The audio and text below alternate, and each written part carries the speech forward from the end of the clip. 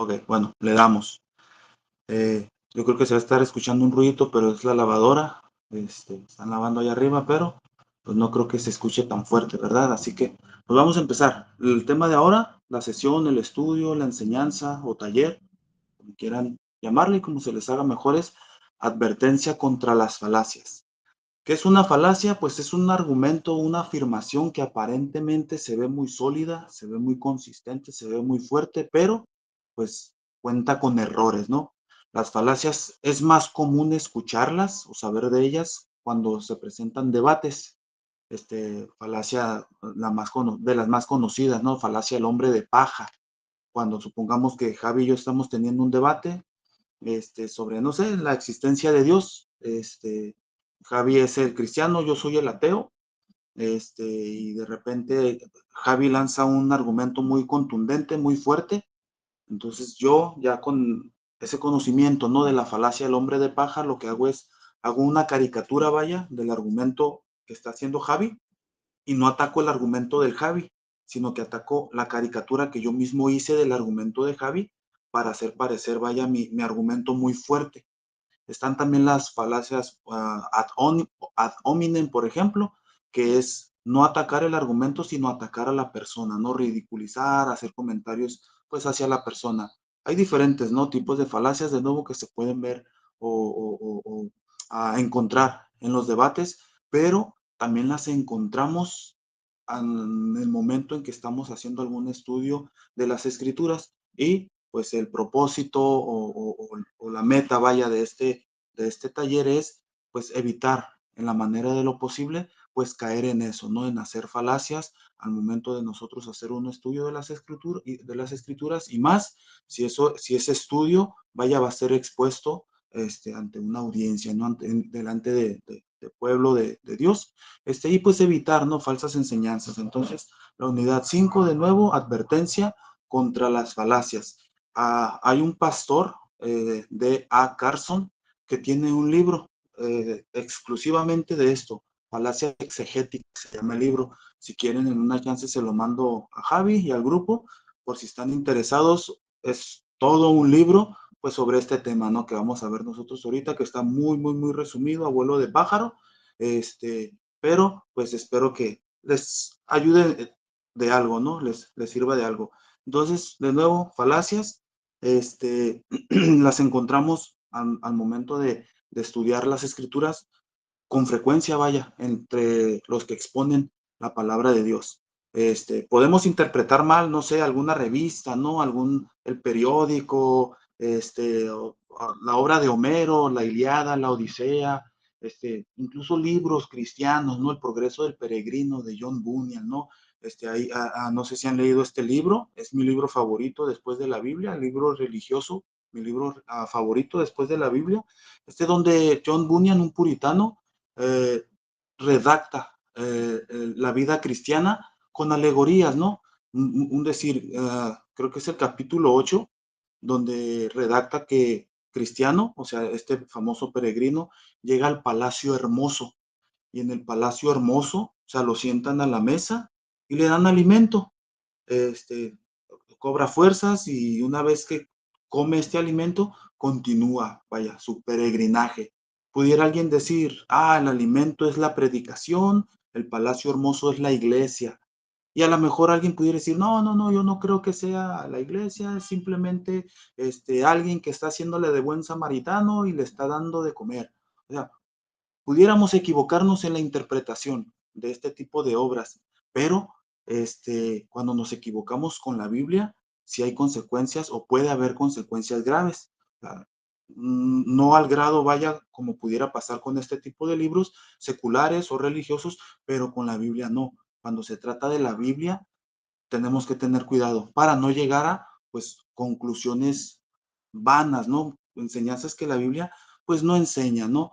Debemos hacer uso de buenas herramientas, esforzarnos por mejorar, ¿no? Nuestro quehacer, no sé, exegético, vaya usando la palabra que estamos viendo en estos talleres, ¿no? O sea, debemos esforzarnos, debemos dar nuestro mejor esfuerzo, pues a la hora, ¿no? De que nos acercamos con las escrituras, y sobre todo, o sea, confiar en el Espíritu Santo, ¿no? El Espíritu Santo que inspiró a los autores a escribir la palabra de Dios, pues es el mismo Espíritu Santo que mora dentro de nosotros, y pues nos ayuda, ¿no? Nos enseña, ilumina nuestra mente, pues para poder entender, ¿no? Lo que está escrito. De nuevo, no vamos a ver todas las falacias que existen, porque vamos a demorar mucho tiempo, pero sí algunas que nos pudieran ayudar a evitar en caer en esto mismo, ¿no? Las más comunes para de nuevo evitar caer en ellas y pues llevarla al pueblo, ¿no? Una enseñanza pues que la Biblia no dice.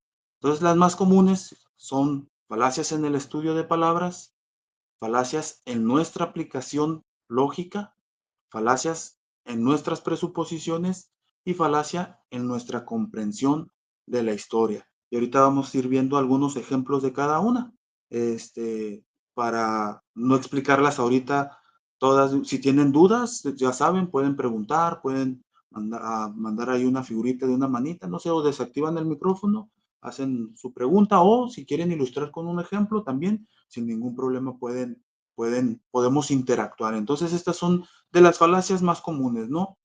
Perdón. Entonces, vamos a entrar a la falacia de que cometemos o podemos cometer en el estudio de las palabras. Y entre ellas, vaya, se encuentran el mal uso de la etimología, anacronismo en semántica, asumir significados técnicos, o sea, falsamente significados técnicos, y uso selectivo y prejuicioso de evidencia. Esas son las que entran dentro de el estudio de palabras. Y, por ejemplo, lo etimológico, la etimología, ¿no? Cómo se desglosan las palabras. Esta falacia en el estudio de las palabras, en específico el mal uso de la etimología, pues se presenta cuando el que está exponiendo la palabra piensa o supone que cada palabra tiene el mismo significado, que tiene, vaya, dentro de lo que compone la palabra. Un ejemplo de ello, no sé si expliqué bien o no fui claro, pero suponer que el significado es lo que la palabra quiere decir etimológicamente. De nuevo, ejemplo, 1 Corintios 4:1. Cuando Pablo está diciéndole a los corintios, dice, téngannos los hombres por servidores de Cristo. O sea, y nosotros entendemos, ¿no? Lo que quiere decir Pablo cuando dice que a nosotros nos tengan por servidores. Pero la palabra que usa, o sea, alguien que se mete al estudio de la palabra, a la etimología, va a encontrar que en servidores usa la palabra hiperetes. Hipo es debajo y ereso, que es un remero, o sea, de aquellos tiempos, ¿no? Donde habían esclavos, pero no era un remero cualquiera, era un remero que estaba en la parte más baja del barco. Entonces, alguien pudiera, ¿no? Empezar a hacer una exposición de los remeros y el contexto histórico de los remeros y el hipo, que es el más bajo, pero Pablo lo único que quería ilustrar era que nos tuvieran como servidores de Dios, que nosotros no merecíamos la gloria, que simplemente seguíamos las órdenes del capitán, ¿no? En resumidas palabras, usa casi, no tiene el mismo significado ya en lo espiritual, vaya, de un diácono, de un servidor. Entonces, eso era lo que Pablo tenía en mente. No tanto divagar en los marineros y en los esclavos que estaban en la parte más baja, que recibía orden diría el canto del gato, del gato, del gato. No. Simplemente tenía en mente un servidor de Cristo. O sea, y el que tenía el mando era el capitán, o sea, Cristo. La segunda, anacronismo en semántica. No sé si se nos suene familiar esta palabra de anacronismo o se nos resulte un poquito conflictiva. Imagínense que estamos viendo la película, perdón, La Pasión de Cristo, y de repente sale un soldado romano con unas botas Under Armour. Vamos a decir, caray, como que las botas no encajan con el tiempo. Por ejemplo, ahorita, antes de empezar aquí con la enseñanza, yo estaba viendo en Prime una película que me salió, ¿no? Se llama El libro de Génesis. Y vaya, estaba saliendo Adán, Abraham, Noé, pero los visten como si fuera la película Orgullo y Prejuicio, con camisas de botones y pantalón y botas. Es como que no encaja, ¿no? Porque usaban túnicas. Entonces, eso es un anacronismo. O imagínense, ¿no? Que de repente quieren hacer una película tipo Fast and Furious, Rápido y Furioso, y como si fueran allá por los años 2001, y de repente sale un Tesla.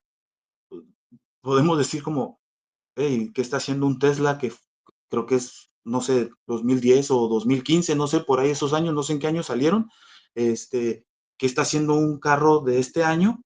O sea, en una película que supuestamente está basada en el año 2000. Entonces, eso es un anacronismo contra el tiempo, es lo que quiere decir la palabra ana, de contra, y cronismo de cronos, tiempo. Entonces, algo que está fuera de tiempo, ¿no? Que no encaja con el tiempo. Y la falacia que tiene que ver con el anacronismo semántico es cuando queremos trasladar, vaya, de este tiempo, un significado a un tiempo anterior, vaya, que no correspondía. Y un ejemplo de ello es cuando Cristo le dice a los discípulos, y me seréis testigos. Y la palabra que usa Cristo es mártires, me seréis mártires. Y hay quienes enseñan o creen que Cristo estaba enseñándole o diciéndole a sus discípulos, pues que prácticamente iban a ser martirizados, torturados, decapitados y todo eso ya de antemano.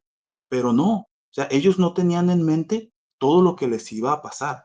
Sabía que iban a sufrir persecución y todo eso, ¿no?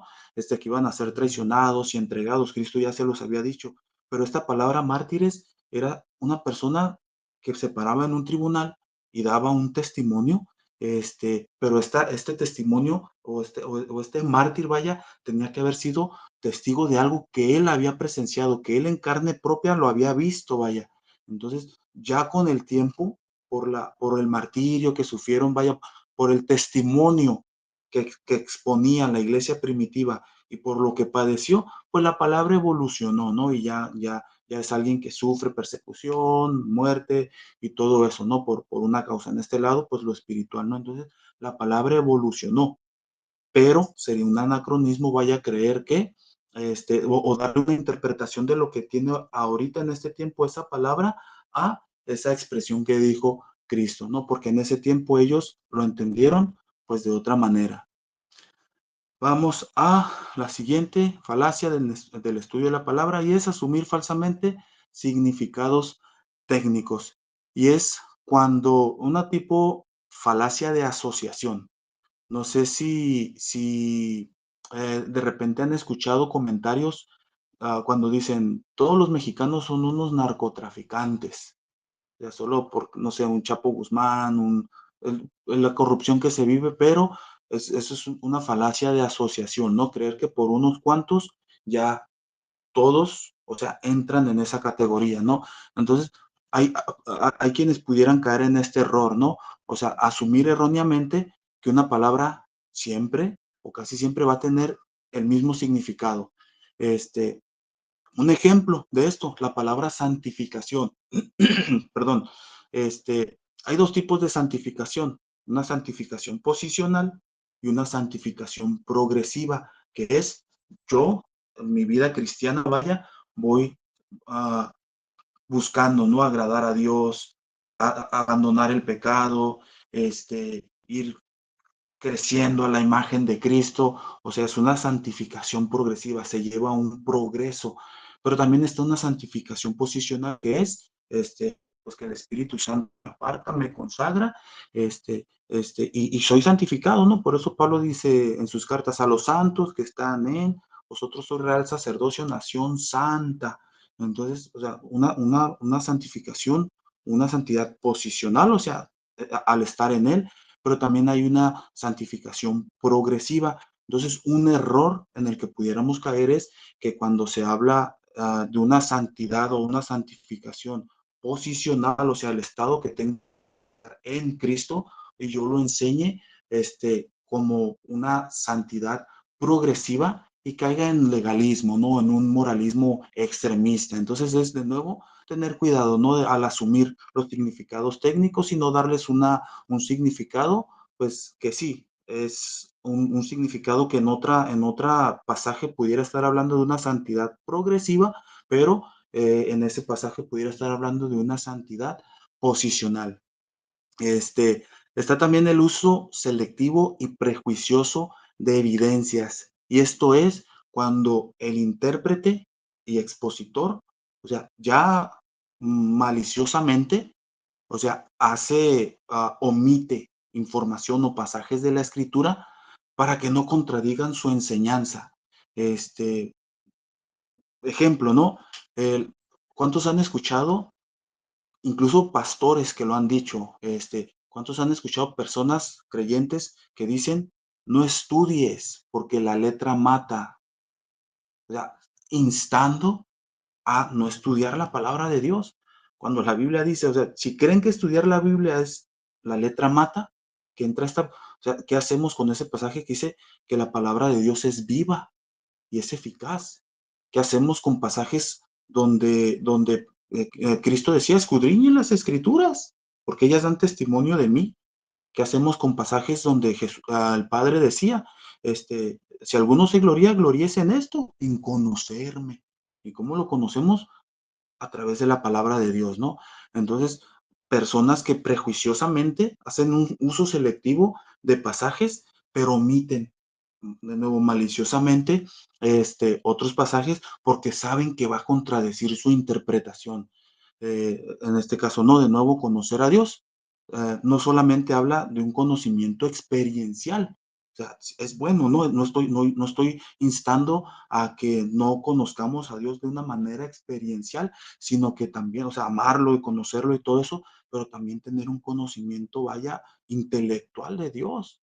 O sea, ¿qué le pasó, por ejemplo, si leemos Levítico 10 a Nadab y Abiú? O sea, fueron consumidos por el fuego porque ofrecieron fuego extraño, una adoración que Dios no pidió. Entonces, para evitar caer, vaya, en algo parecido a lo que cayeron Nadab y Abiú, es necesario que estudiemos las escrituras para poder conocer a Dios. O sea, y que si nos vamos a gloriar, que sea en eso, ¿no? En que conocemos a Dios de manera experiencial, pero pues también estudiando las escrituras, cómo Dios quiere que le adore, cómo debo de vivir una vida de acuerdo a la voluntad de Dios y no hacer precisamente esto, ¿no? Pasar por alto evidencia intencionalmente, ¿no? Pasar por alto evidencia que va a contradecir lo que yo estoy enseñando, ¿no? O mal enseñando, que sería lo más adecuado decir, ¿no? Y vamos a entrar de nuevo de las falacias más comunes a la falacia en nuestra aplicación de lógica. Y lo encontré precisamente en el libro de A. Carson. Es para darnos una idea, ¿no? Y para romper el hielo. ¿En qué se parece un caballo y un triángulo? Hace la pregunta de A. Carson, ¿no? Y dice, en que el caballo es un animal es un bruto. Bruto mató a Julio César. No sé si saben la historia de Shakespeare cuando el emperador, y está en la historia también, ¿no? De cuando conspiran contra el emperador Julio César y Bruto es el que lo termina matando, ¿no? Su hijastro. Bruto mató a Julio César. César no hizo nada. El que nada no se ahoga. El que no se ahoga flota. Una flota es una escuadra y una escuadra es un triángulo. Entonces, en eso se parece un caballo y un triángulo. ¿Creen que cuenta con lógica? ¿Hay coherencia en este parecido? Para nada, ¿verdad? Simplemente está usando palabras que se parecen, las asocia y está llegando a una conclusión ilógica. Entonces, cuando hablamos, vaya, cuando estamos entrando a este tema de la palabra lógica, pues es en un modo sencillo, ¿no? En un modo sencillo, refiriéndonos a ese análisis que hacemos, donde usamos evidencia, ¿no? Usamos evidencia para llegar a conclusiones, pero correctas, no hacer falsas asociaciones y llegar a conclusiones ilógicas, ¿no? Entonces, todo conocimiento coherente y toda comunicación racional, pues se basan en eso, ¿no? Y en la lógica. Si para entrar tengo que abrir, pues no voy a cerrar, ¿no? O sea, todo se basa en lógica, ¿no? Hay reglas fundamentales de nuevo de lógica que son necesarias, y tenemos que hacer uso de ellas, pues, si queremos que nuestro estudio de las escrituras, nuestro ejercicio exegético y hermenéutico y expositivo de las escrituras sean coherentes, pues tenemos que evitar esto, ¿no? Caer en asociaciones ilógicas y conclusiones ilógicas. Entonces, De nuevo es tener cuidado, ¿no? Y con la evidencia que vamos a presentar para no caer en ese tipo de conclusiones, ¿no? Absurdas. Y las falacias en nuestra aplicación lógica que vamos a ver ahorita es cuando no se reconocen distinciones, cuando se apela a evidencia selectiva. Estamos viendo temas y dentro de cada tema, subtemas, ¿no? Y los vamos a ir explicando. No reconocer distinciones, apelar a evidencia selectiva, silogismos impropios, este es uno de los que más me gustan, confusión de trasfondo y non sequitur. Non sequitur es cuando no hay seguimiento. Ahora no vamos a tardar tanto, bueno, aparentemente no vamos a tardar tanto. Entonces, no reconocer distinciones. Ocurre cuando, aunque X y Z, y usando X y Z a manera de ejemplificación nada más, ¿no? Cuando fallamos en reconocer que, aunque X y Z sean iguales en algunos supuestos, no quiere decir que siempre van a ser iguales en todos los supuestos, sino que debe haber o hay distinciones, ¿no? Un ejemplo de ello, en no reconocer distinciones, Gálatas 3:28, es un ejemplo, ¿no? Cuando fallamos en no reconocer que hay distinciones. Ya no hay judío, o sea, hablando de Pablo del cristiano, ¿no? Ya no hay judío ni griego, no hay esclavo ni libre, no hay varón ni mujer, y puse en negritas precisamente eso, ¿no? No hay varón ni mujer porque todos vosotros sois uno en Cristo. O sea, a lo mejor alguien de la comunidad LGBT, A, B, C, D, X, Y, Z y más va a defender su postura, su ideología, porque aquí dice no hay varón ni mujer.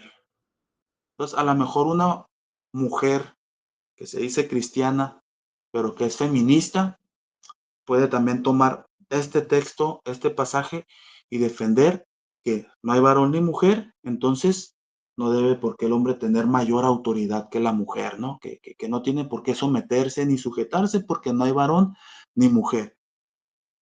¿Y cuál es el significado, vaya, de este pasaje para no caer en esta falacia de no reconocer distinciones? Es de que está hablando en un sentido soteriológico. O sea, no hay judío ni griego. O sea, ya la salvación no está exclusivamente en un linaje, no necesariamente en un sacerdocio, ¿no? O sea, no, no.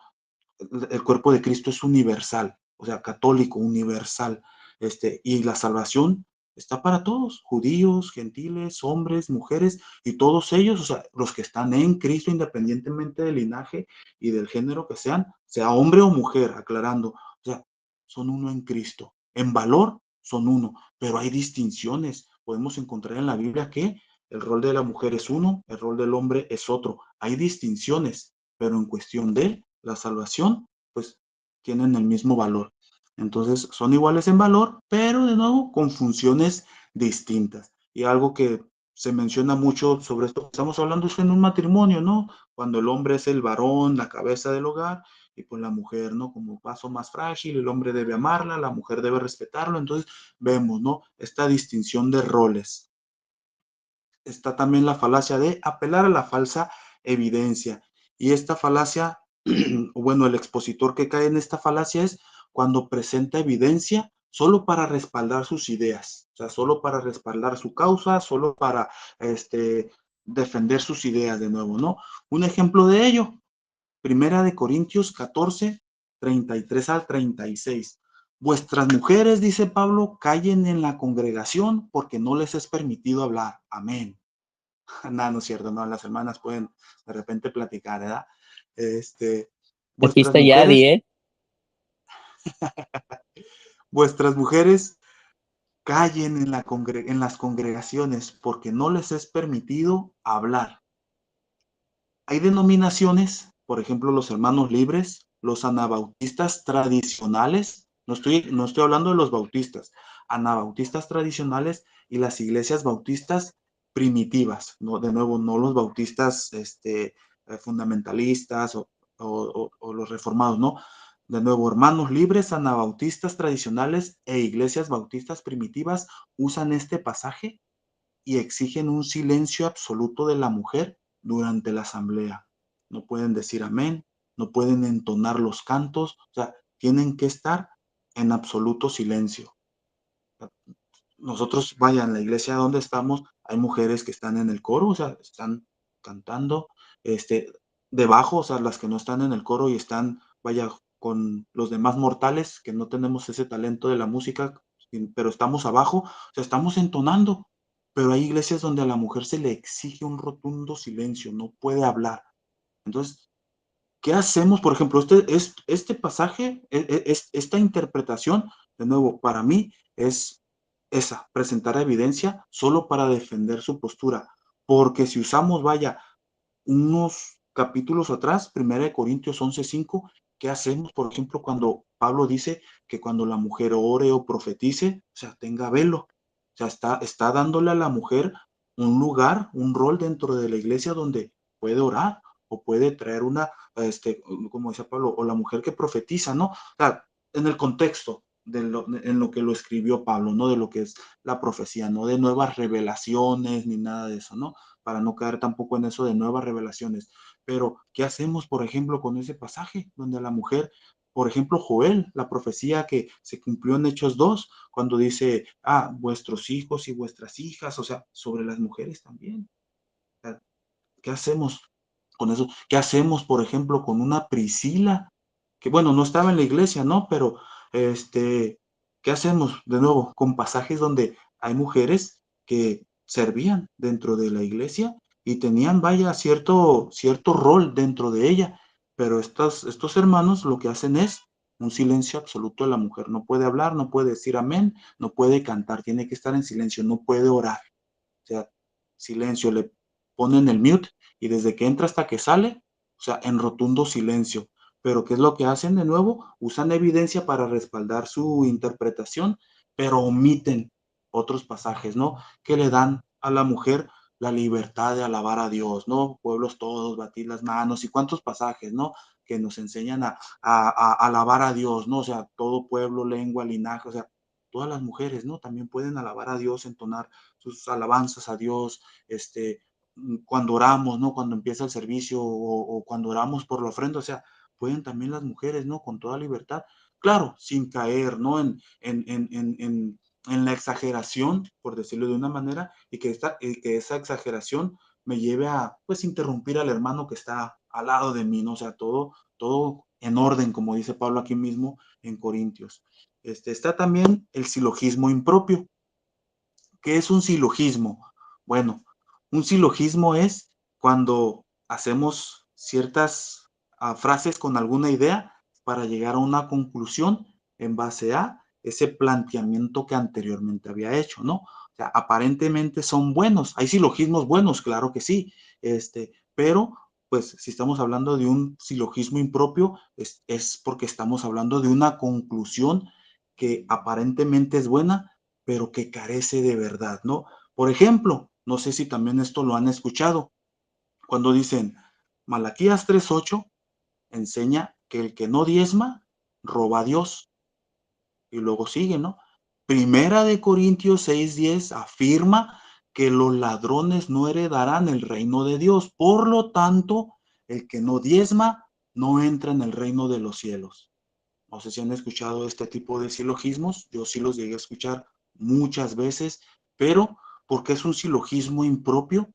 Porque si lo tomamos como una verdad, si lo analizamos, o sea, nos damos cuenta que es vano. ¿Por qué? Porque si lo tomamos como una verdad, estamos asumiendo una salvación por obras. Diezmo, soy salvo. Si no diezmo, no soy salvo. Pero la salvación es por gracia.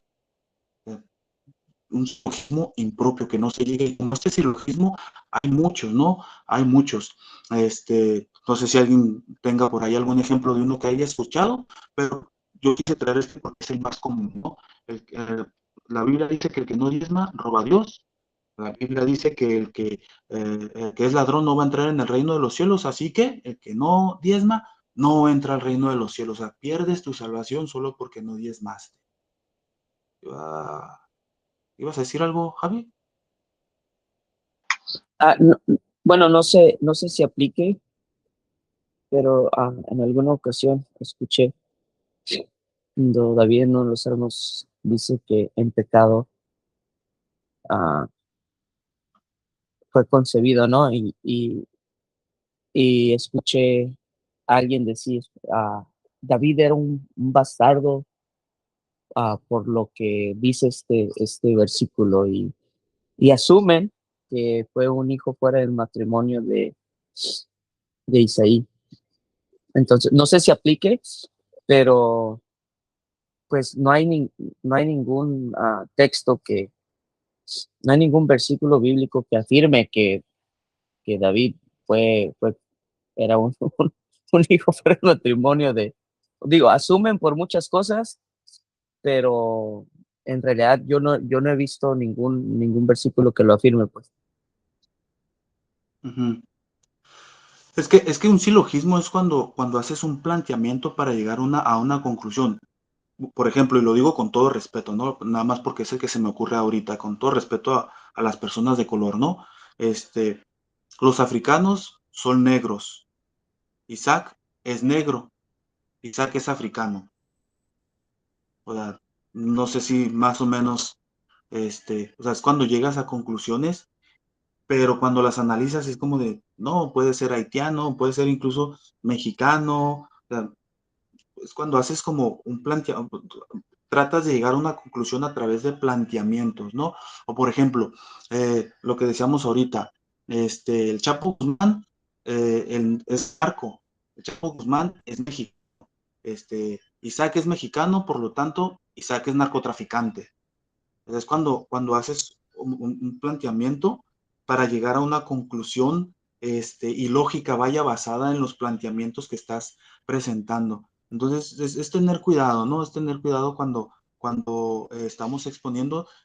Hay silogismos buenos, claro que sí los hay. Por ejemplo, ¿no? Este, Cristo dijo, santifícalos en tu verdad. Tu palabra es verdad. La Biblia dice que la Biblia es la palabra de Dios, por lo tanto, nos santifica, vaya, planteamientos con algo de lógica, pero sin fundamento. Sí, sí, con algo de lógica, pero sin fundamento. De nuevo, hay silogismos buenos, pero estamos hablando de silogismos impropios, ¿no? Cuando carecen de realidad, cuando carecen de verdad. En este caso, ¿no? Por ejemplo, el salmista David, no, perdón, el Salmo 119, no fue David, cuando decía, abatida hasta el polvo está mi alma, vivifícame según tu verdad o según tu palabra, ¿no? Entonces pudiéramos decir, Salmo 119, es una poesía a la palabra de Dios. El salmista dice que se ha vivificado según su verdad. Como está hablando de la palabra de Dios, entonces va a ser vivificado con la palabra de Dios. Entonces estamos hablando de un silogismo que no es vano, ¿no? No sé si más o menos me agarraron por ahí el hilo, pero es de nuevo cuando a través de ideas buscamos llegar a una conclusión y en este caso una pues conclusión que no es coherente, ¿no? Que no es útil, vaya. No sé si haya por ahí alguna duda o algo, algún otro ejemplo. Si no, le damos a la siguiente. Se me ocurre una como, esto fue una plática, ¿no? También cuando la Biblia está narrando acerca de que nuestras obras van a ser probadas como por fuego, jarasca y todo esto, y llega al final donde dice, otra vez, que dice, que seremos salvos, pero así como por fuego. Y creo que experimenté un silogismo, lo que estabas diciendo, porque con la persona que platicaba lo estaba relacionando con un sacrificio. Cuando habla por fuego, hablamos del sacrificio pues, del Antiguo Testamento, de cómo la salvación era por fuego, cuando se hacía un sacrificio y era la redención del Cordero, ¿verdad? Y él estaba relacionando ese específico pasaje cuando dice será salvo como por fuego, que había que había un sacrificio, ¿no? Y yo tuve que explicar, hey, la Biblia no, y todo el contexto no está hablando acerca de un sacrificio, el sacrificio ya fue hecho por Dios, pero él lo estaba haciendo, estaba tomando esta referencia y este pasaje y será salvo como por fuego, tratando de probar un punto de que estaba hablando acerca del purgatorio, ¿no? De que había un periodo de sacrificio donde Dios terminaba de purificar. Yo creo que puede aplicar ahí donde estaba sacando en contexto, tratando de desviar este texto donde no habla acerca del purgatorio ni de un sacrificio que se estaba terminando de hacer, sino que yo creo que la traducción bueno, no la traducción, pero lo que está tratando de enseñar la Biblia ahí es de que que tus obras iban a ser probadas, que había una obra que si era de mal material, pues iba a consumir, y la que no era fuera de material iba a prevalecer, pero no está hablando acerca de nuestra salvación que iba a ser probada por fuego. No sé si se puede aplicar ahí también. Pues ya haciendo un silogismo de eso, perdón, pudiéramos ser, ¿no? Pablo dice que nuestras obras van a ser pasadas por fuego. Santiago dice que me muestres tu fe más tus obras. Por lo tanto, necesitas buenas obras para poder ser salvo. Entonces ya sería hacer como un silogismo, ¿sabes? Usando Pablo con las obras pasadas por fuego, usando a Santiago, vaya, hablando de la fe más las buenas obras, y luego concluyendo que necesitas buenas obras para poder ser salvo. Entonces ya sería como un silogismo. Y si decimos, por ejemplo, si usamos solo las dos ideas, ¿no? Tus buenas obras van a ser pasadas por fuego. La Biblia dice que, no sé, que use otra palabra de fuego, hablando de juicio. Entonces ya sería como la que mirábamos hace como 2 o 3 diapositivas atrás, una de falsa asociación. Cuando asociamos solamente porque una palabra significa algo en un contexto y luego la queremos aplicar en ese mismo significado, pero en otro contexto diferente. Entonces ya sería caer en una falacia de falsa asociación. Y en un silogismo falso, vaya, o impropio, perdón, es cuando quieres seguir un hilo, pero que no concluye, o sea, que es vano, ¿no? En este caso, lo repito, ¿no? Pablo habla de que tus obras van a ser pasadas por fuego, ¿no? Y que si se quema como la hojarasca, la plata, y menciona creo que varios materiales, ¿no? Luego dices, Santiago habla de que se requiere que tengas buenas obras, por lo tanto, si quieres ser salvo, tienes que tener buenas obras. Entonces ya sería caer en ese silogismo, ¿no? Cuando haces una línea de ideas y luego llegas a una conclusión. Hay silogismos impropios, pero hay silogismos que son correctos. Ba- básic- ¿Ibas a decir algo? básicamente es como tratar de hacer gimnasia para probar un punto, ¿no? Como para que quepa en mi Sí, narrativa y no, aquí está Joshua, un día estamos en una iglesia de niños aquí en San Diego, precisamente está hablando de los diezmos, ¿no? Creo que ya te lo había comentado antes el pastor, y no sé, habló de las 10 vírgenes y el pastor decía, y las 10 no es casualidad, es el diezmo. Y luego habló que encarcelaron a alguien por 10 días y dijo, y esto no es casualidad, los 10 días significan el diezmo. Y así agarró todos los pasajes que hablaran de 10 y dijo, de aquí soy. Oye, si le hubiera salido uno bien trucha, le hubiera dicho, sí, pero 5 fueron las buenas, así que nada más le voy a dar mi 5%. No es cierto, ¿no? No, entonces es tener cuidado, ¿no? No llegar a conclusiones, o sea, sacando de contexto pasajes, bueno, usando ciertos pasajes a medias para llegar a una conclusión impropia, no es nada más tener cuidado, ¿no? Tener cuidado con eso. No sé si hay alguna otra duda, pregunta, o ya le damos a la siguiente. Siguiente. Ok, está confusión de trasfondo. Y esta falacia ocurre o no sucede cuando se lee un texto y se interpreta con ideas, prejuicios o conocimientos modernos que no existen en la época original, algo parecido al anacronismo. Por ejemplo, le mandé un video al Javi, pero me dejó en visto. Yo creí que me iba a responder, lo iba a Tenía toda la, exhibir, pero de tenía, todo. no, tenía toda la intención de contestártelo, pero me ocupé. Por ejemplo, Juan 14:2. Bueno, el video que no me contestó Javi, era de una mujer que Lo dice hubieras descargado para enseñarlo aquí. que ella fue trasladada al cielo y que en el cielo vio un edificio enorme, grande, y que ese edificio era de un evangelista de hace años atrás, muy conocido, que era su premio por por su esfuerzo aquí en la tierra, ¿no? De cierta manera. Entonces, confusión de trasfondo. Juan 14:2. En la casa de mi padre muchas moradas hay. Y muchos,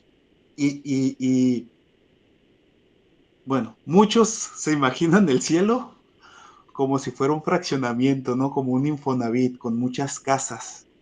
Ya, un fraccionamiento con muchas casas donde cuando Isaac muera, va a llegar al cielo y mira, aquí están las llaves de tu vivienda, pásale.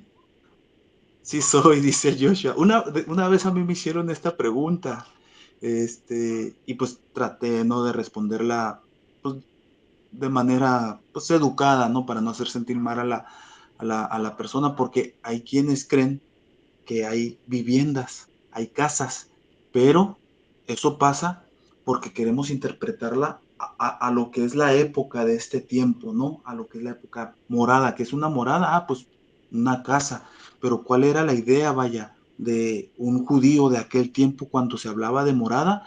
Pues no pensaba en un fraccionamiento o casas o cosas así, sino que hablaba de las familias, cómo vivían las familias. O sea, estaba, aún decir, el patriarca, sus hijos y las esposas de sus hijos y sus nietos, y hablaba de cercanía. O sea, esa es la idea de Jesús, una cercanía familiar, y eso es lo que quiere transmitir Cristo. En la casa de mi padre muchas moradas hay, o sea, una cercanía entre creyentes. O sea, esa es la idea, ¿no? No que hay edificios, y si fuiste un gran evangelista y anduviste recorriendo todo el mundo predicando el evangelio, pues tienes un edificio tipo Dubái, ¿no? Y si no, pues hay una chocita ahí, una casa de cartón, como la canción, ¿no? De las casas de cartón. O sea, no, la idea es cercanía, o sea, coinonía cristiana, ¿no? O sea, eso es lo que Jesús quería transmitir, no de muchas casas de color morado, o sea, no, de convivencia, coinonía. No sé si hay alguna duda o le damos a la siguiente. Le damos a la siguiente. Non sequitur, no se sigue. Eso quiere decir non se sigue. Y ¿saben quién es muy, muy común que haga este tipo de falacias y todavía más? Santiago Alarcón de Rincón Apologético. No sé si lo han escuchado ahorita que se hizo católico. Él es un máster haciendo falacias. Es un máster haciendo falacias. ¿Ya? Y si no, y si el que, vaya, si está debatiendo con alguien, con él, o de repente que hace la invitación a que suban cristianos, y si no examinan las afirmaciones que hace, o sea, las falacias que hace, te come vivo, te come vivo. Entonces, la falacia non sequitur, un error lógico, vaya, donde la conclusión no se deriva de manera lógica a las premisas que se presentaron, algo parecido al silogismo, pero sin hacer planteamientos para llegar a una conclusión, ¿no? Un ejemplo, Juan 5:39, escudriñad las escrituras porque a vosotros os parece que en ellas tenéis la vida eterna y ellas son las que dan testimonio de mí. Hay quienes creen que Cristo está enseñando o está afirmando que escudriñando las escrituras, vamos a ser salvos, vamos a tener vida eterna, pero Cristo no está enseñando una salvación mediante la lectura de las escrituras. O sea, él lo que está haciendo es confrontando a los religiosos porque negaban que Cristo era el Mesías. Y él les dice, estudien las escrituras porque ustedes creen que en ella tienen vida. Y si creen, vaya, ¿no? Que ellas tienen vida, ellas dan testimonio de mí, pero me están rechazando a mí.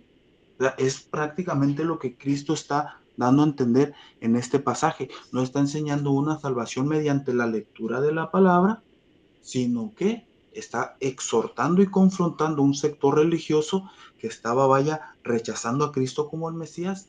Creían en las escrituras, creían que era palabra de Dios, pero, o sea, estaban rechazando a Cristo y las escrituras dan testimonio de Cristo. Es como no sé, quisiera traer un ejemplo. No sé, Ari, es el ejemplo que se me viene ahorita, Ari. Javi me conoció de antes, creo que Joshua también, David también. Yo antes estaba pelón y me vestía con unas camisetotas. yo a Ari le enseño una foto de ese tiempo y dice, no, no eres tú. O sea, por más que le diga, sí soy yo, mami, Ari me dice, no, no eres tú. Y ella rechaza, ¿no? Ella dice, no, no eres tú, soy yo. O sea, y por más que le diga, ella dice, no, no eres tú. Entonces, algo parecido, ¿no? Con los fariseos. A lo mejor es un mal ejemplo, pero es el que se me viene ahorita a la mente, de que los fariseos decían, no, él no es el Mesías. Creían en las escrituras, ella cree en mí como su papá, sabe que yo soy su papá, pero no, dice, no, es otra persona. Entonces, los fariseos algo similar, creían en las escrituras, rechazaban a Cristo como el Mesías, como el cumplimiento, o sea, del Hijo de Dios que iba a venir, vaya, y que en él se cumplía todo lo que estaba escrito, pero ellos decían que creían en las escrituras, por eso Cristo les dice, escudriñar las escrituras, les dice, estudien las escrituras, porque a vosotros, o sea, a los judíos, a los religiosos, a ustedes les parece que en ellas tienen la vida eterna y ellas dan testimonio de mí. O sea, si creen en las escrituras, crean entonces también en mí. Y es como ese cuidado, ¿no? De que no se está enseñando una salvación mediante la lectura. Adelante, Javi. Oye, Isaac, lo importante de leer todo en contexto, ¿no? Porque aislamos este versículo y creemos que nos está hablando a nosotros, porque a vosotros os parece que en ellas tenéis la vida eterna, pero es el versículo cuando lo están enfrentando por haber sanado a alguien en el día de reposo, ¿no? Los judíos. Entonces, o sea, tomar este versículo y yo me cuento muy culpable de hacer a veces, de haber hecho esto, ¿no? En muchas ocasiones.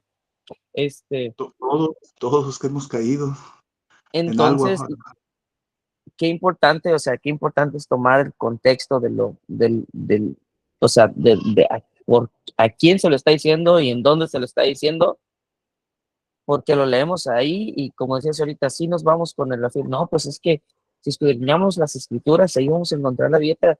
¿Qué digo? Que encontramos a Jesús, que es la vida eterna, ¿no? Pero en el contexto de este preciso versículo, pues le está hablando a los judíos. Sí, pues ustedes creen que tienen vida, ¿no? Pero, y la conocen, o sea, las escrituras están dando testimonio de mí.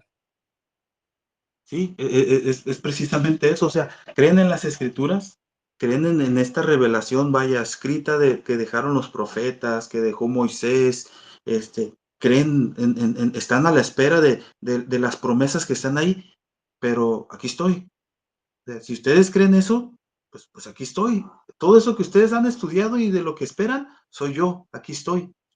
Pero ellos era como de, no, no, y como dice Javi, o sea, lo rechazaban y no creían, ¿no? En él. Entonces, entra precisamente esto, non sequitur, o sea, no se sigue. O sea, una conclusión, como decía Javi, cuando estudias el contexto completo, adelante, Joshua.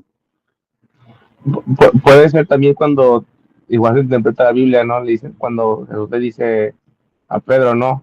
Tú eres Pedro y sobre esta roca construiré mi casa, ¿no? Y otra vez, esa tradicional se agarra sobre esa traducción de que pues ellos son la iglesia porque Dios construyó sobre Pedro la iglesia. No sé si aplique también esa como algo que no se sigue, pues, que por una frasecita hacen toda una doctrina acerca de algo. Sí, no, y no se sigue, entra ahí, no, la non sequitur no se sigue. ¿Por qué no se sigue? Porque no es una conclusión válida, o sea, Cristo no edificó su iglesia sobre un hombre. ¿Se imaginan qué tipo de iglesia tendríamos ahorita si Cristo hubiera edificado su iglesia sobre un hombre? O sea, no, o sea, Cristo, sobre esta roca edificaré mi iglesia, sobre esta confesión, o sea, que hizo Pedro de que Cristo era el Hijo del Dios viviente, y sobre esa confesión de que Cristo es el Hijo del Dios viviente, es que su iglesia va siendo edificada, vaya, y pues es por eso que tenemos un edificio, no una iglesia sólida, porque está construida sobre Cristo, vaya, sobre las enseñanzas de los apóstoles y profetas, como dice Pablo, no sobre un solo apóstol, no, sino sobre los apóstoles y profetas está siendo edificada su iglesia. Entonces sí, perfectamente, no se sigue, ¿no? Esta conclusión, Mateo 16, me parece, al 18, la confesión en Cesarea de Filipo, ¿no? O sea, no se sigue. Y ahí hay un juego de palabras, ¿no? De cuando le dice Cefas, cuando dice Petra, o sea, de roca, piedra, pero está hablando precisamente de esa confesión que hizo Pedro, ¿no? De que Cristo es el Hijo del Dios viviente. Y sobre esa confesión de que Cristo es el Hijo del Dios viviente, pues es que la iglesia está siendo edificada. Entonces, de nuevo, es simplemente, ¿no? Tener cuidado, cuando estudiamos las escrituras, pues para no caer en esto, ¿no? En una falacia, tomarlo como una verdad y así enseñarlo, ¿no? A la iglesia. Y luego ya ven, ¿no? Que a veces cuando aprendemos mal algo, es muy difícil desaprenderlo para aprenderlo correctamente. Entonces, pues es simplemente tener cuidado, ¿no? Está también las falacias en nuestras presuposiciones y es cuando ya venimos con ideas propias y esas ideas propias, o sea, al estudiar las escrituras, pues queremos implementarlas, ¿no? Queremos imponerlas. No sé si recuerden la palabra eisegesis, que es introducir. Entonces, imponemos nuestras ideas, ¿no? Lo correcto, no sé, es qué es lo que ha creído la iglesia, ¿no? A través de la historia, de los padres de la iglesia, los apóstoles, o sea, para no salirnos, ¿no? De esa línea, para no imponer nuestras ideas, para no imponer nuestras nuevas revelaciones y pues sobre todo, ¿no? Que esas conclusiones a las cuales llegamos, pues pasen por el filtro de las escrituras. Y si no pasan por el filtro de las escrituras, pues las rechazamos, ¿no? En este caso lo que decía Joshua, ¿no? La iglesia popular que creen en una infalibilidad papal, creen en la sucesión apostólica y que puede haber un rastreo desde el Papa, no sé cómo se llama el de ahorita, no me acuerdo, hasta Pedro y hay una línea infalible, ¿no? De sucesión apostólica. Pero, o sea, no, eso es completamente falso, ¿no? Eso no pasa por el filtro de las escrituras, ¿no? Y como no pasa por el filtro de las escrituras, pues lo rechazamos, ¿no? No lo aceptamos. Y pues aquí puse una frase, ¿no? Que surgió durante el tiempo de la Reforma, que a mí me gustó mucho. La iglesia reformada, siempre reformándose de acuerdo con la palabra de Dios, no con nuestras ideas, no con nuestras presuposiciones, sino con la palabra de Dios. O sea, y no está hablando de una denominación en específico, sino que, ¿por qué iglesia reformada? Porque fue, vaya, la iglesia que surgió a partir del tiempo de la Reforma, ¿no? Con Martín Lutero. Ellos sabían, ¿no? Por ejemplo, están los puritanos. Los puritanos, a pesar de que ya habían salido de la iglesia papista de Roma, los puritanos decían, todavía hay esos rastros o migajas o no sé cómo decirlo, que venimos arrastrando de la iglesia y necesitamos irnos purificando, necesitamos irnos limpiando de todo eso. Por eso fueron conocidos como los puritanos, ¿no? Porque buscaban con las escrituras irse limpiando de toda esa tradición corrompida y de todo eso que venían arrastrando de Roma. Entonces, todas estas iglesias, vaya, que salieron de la iglesia papista, pues tenían este eslogan, ¿no? Iglesia reformada, siempre reformándose de acuerdo a la palabra de Dios. Iglesia reformada, semper reformanta est secundum verbum Dei. Así que nosotros como iglesia, o sea, hablando en el sentido espiritual, no iglesia invisible, debemos de estar, vaya, dispuestos a reformar nuestra creencia, lo que creemos, nuestra práctica, pues para estar cada vez más cerca de la escritura, de la palabra de Dios. No sé, Isaac reformándose siempre con la palabra de Dios. Javi, Joshua, David, Gilberto, José, y no me aparecen los nombres de los demás, pero o sea, cada uno de nosotros irnos reformando, pero de acuerdo a la palabra de Dios, irnos cada vez limpiándonos más, ¿no? Irnos purificándonos más, perdón. Y pues es todo por ahora. Se terminaron las presentaciones. No sé si haya por ahí algún comentario, alguna sugerencia, algo que quieran aportar. Las presentaciones, pues hasta ahorita quedaron. No sé si quedó por ahí alguna duda de alguna ejemplo que hayamos dado. Con toda confianza pueden preguntar.